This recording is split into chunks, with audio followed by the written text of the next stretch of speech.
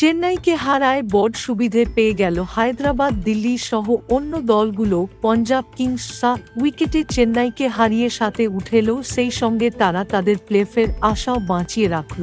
2024 আইপিএলে দুরন্ত ছন্দে রয়েছে রাজস্থান রয়্যালস। আইপিএলে তারাই সবচেয়ে সফল দল। 9 ম্যাচ খেলে 8টিতেই জয় ছিনিয়ে নিয়েছে। সঞ্জু স্যামসনের নেতৃত্বাধীন টিম একটি ম্যাচ হেরেছে। তারা 16 পয়েন্ট নিয়ে লিগ টেবিলের শীর্ষস্থানের দখল রেখেছে। রাজস্থান 2024 আইপিএল পয়েন্ট টেবিলের দ্বিতীয় স্থানের দখল রয়েছে কলকাতা নাইট রাইডার্সের কাছে। এই নিয়ে নাইটরা 9 ম্যাচ খেলে ছুটিতে জিতেছে। 3টি ম্যাচে তারা হেরেছে। তাদের মোট সংগ্রহ 12 পয়েন্ট। লখনউ সুপার জায়ান্টসের একটি ম্যাচ বেশি খেলেছে।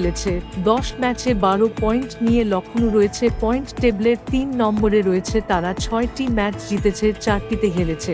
চেন্নাই সুপার কিংস নিজেদের ঘরের মাঠে হেরে বসল পাঞ্জাব কিংসের বিরুদ্ধে।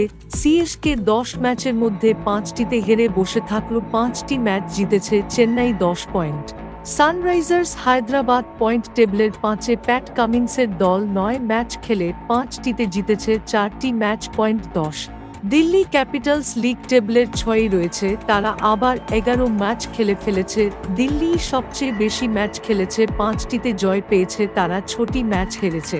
সিএসকে কে হারিয়ে বড় অক্সিজেন পেয়েছে। পাঞ্জাব সাথে উঠে এসেছে, সেই সঙ্গে বেঁচে থাকল তাদের প্লে অফে যাওয়ার আশাও। পাঞ্জাব 10 ম্যাচ খেলে ফেলেছে, 4টিতে জিতেছে, বাকি 6টি ম্যাচই হেরেছে। তাদের সংগ্রহ 8 পয়েন্ট। গুজরাট টাইটান্স পয়েন্ট টেবিলের 8-এ। 10 ম্যাচ খেলে তাদের পয়েন্ট 8। গুজরাট 10 ম্যাচের মধ্যে 4টিতে জিতেছে, 6টি ম্যাচ হেরেছে। মুম্বাই ইন্ডিয়ান্স আবার 10 ম্যাচ খেলে মাত্র 3টিতে জিতেছে, 7টিতে হেরেছে। 6 পয়েন্ট নিয়ে লিগ টেবিলের 9-এ রয়েছে।